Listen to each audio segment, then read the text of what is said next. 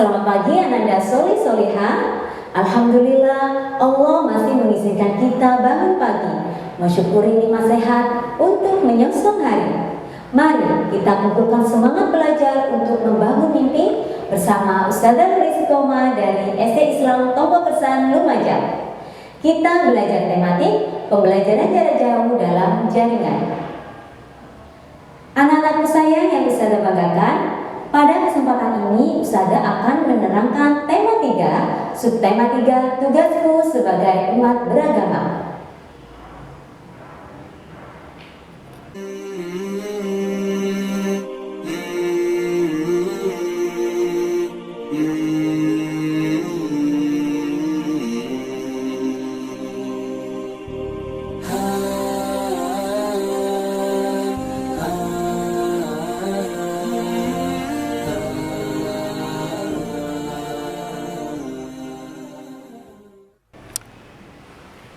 Baiklah anak-anakku, sebelum kita mulai pembelajaran hari ini, mari kita semua berdoa bersama-sama. Berdoa dimulai. Bismillahirrahmanirrahim.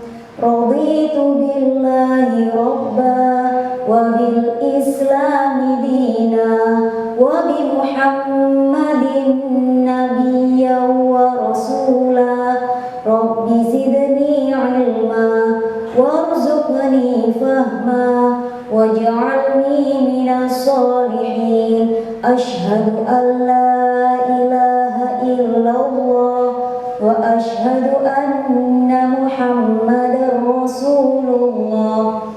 Amin amin ya rabbal alamin.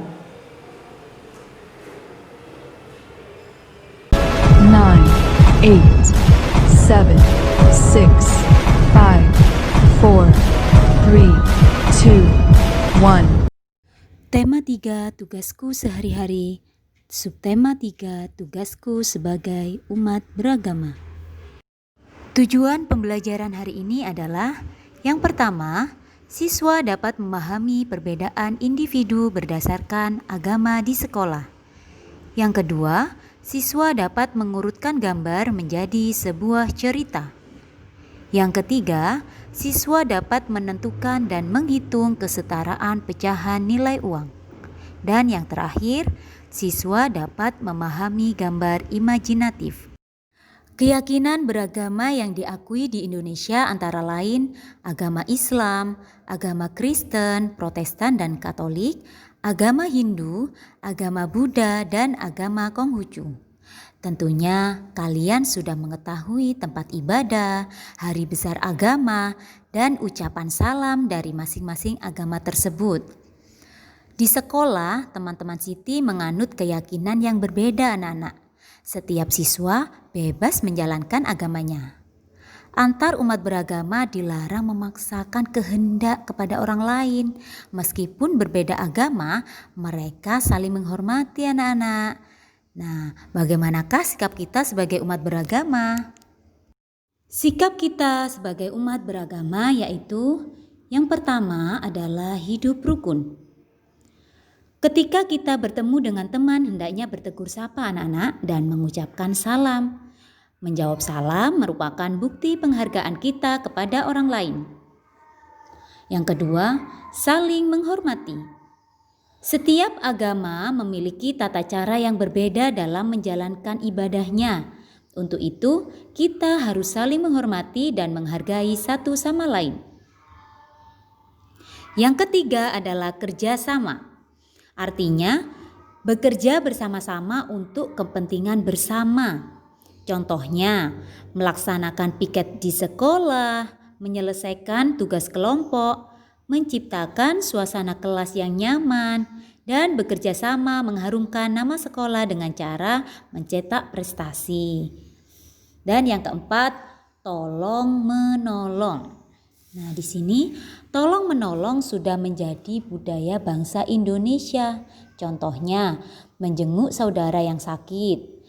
Jika ada salah satu dari saudara yang terkena musibah, yang lainnya pasti menolong dalam bentuk memberi sumbangan atau bantuan. Anak-anak, kita mungkin mempunyai teman yang berbeda agama. Walaupun berbeda, kita tidak boleh membedakan teman. Kita harus saling menghargai, menjaga kerukunan dengan teman sebagai wujud menumbuhkan semangat persatuan dan mempererat tali persaudaraan. Nah, jadi seperti itu anak-anak. Bagaimana anak-anak? Sudah paham tentang sikap kita sebagai umat beragama? Kalian bisa menulis cerita budaya tolong-menolong. Menulis cerita tentang budaya tolong-menolong. Anak-anak, kalian dapat menulis cerita tentang budaya tolong-menolong berdasarkan gambar. Berikut langkah-langkahnya. Yang pertama, perhatikan gambar dengan seksama.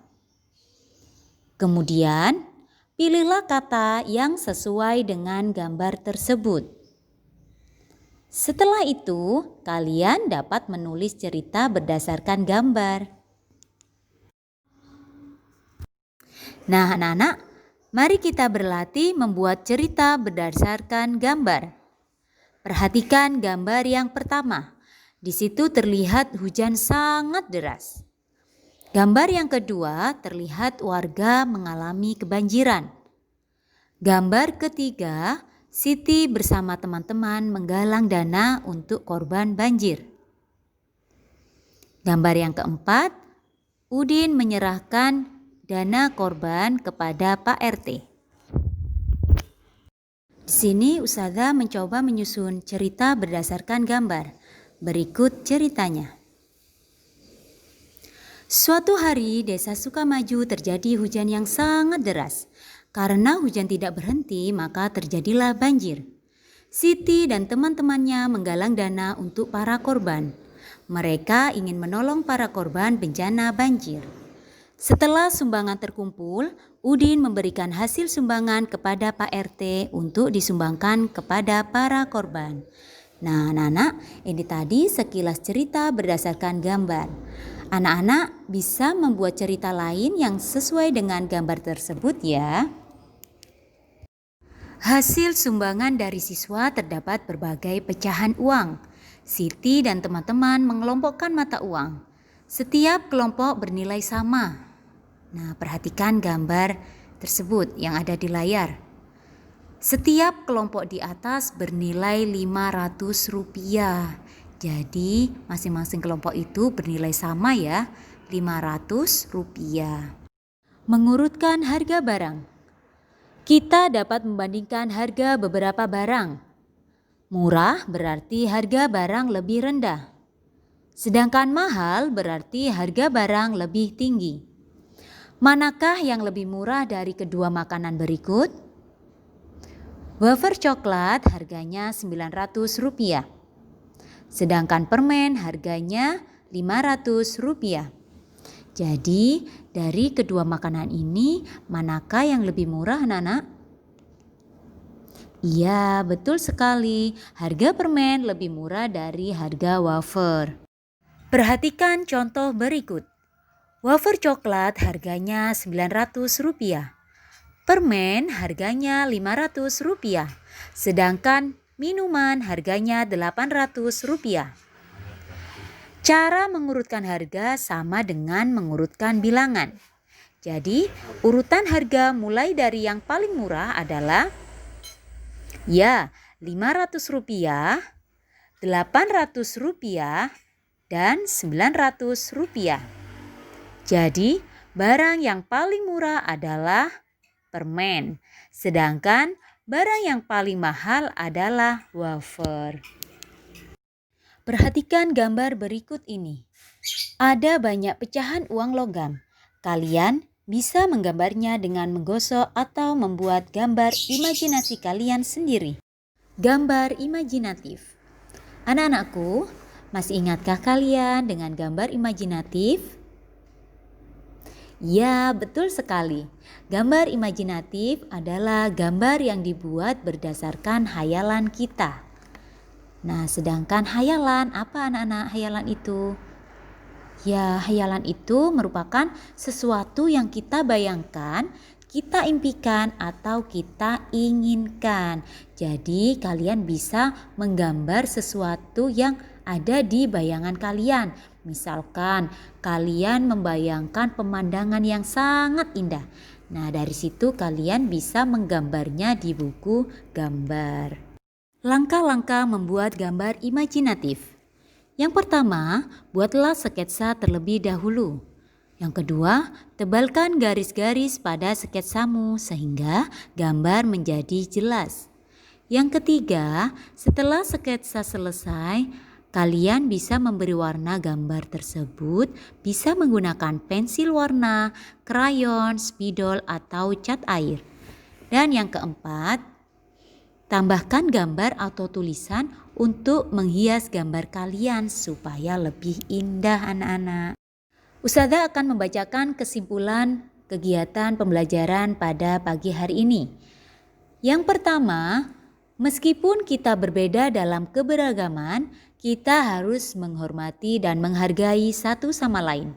Yang kedua, dalam menulis cerita bergambar, kalian bisa menulis cerita berdasarkan urutan gambar jika gambar tersebut belum tersusun urut.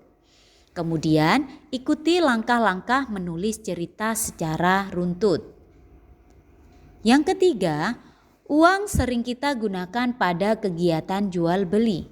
Ketika membayar, kalian harus bisa membandingkan harga dan nilai uang. Cara membandingkan harga barang dengan nilai uang sama dengan cara membandingkan bilangan. Yang keempat, gambar imajinatif merupakan gambar yang dibuat berdasarkan hayalan kita.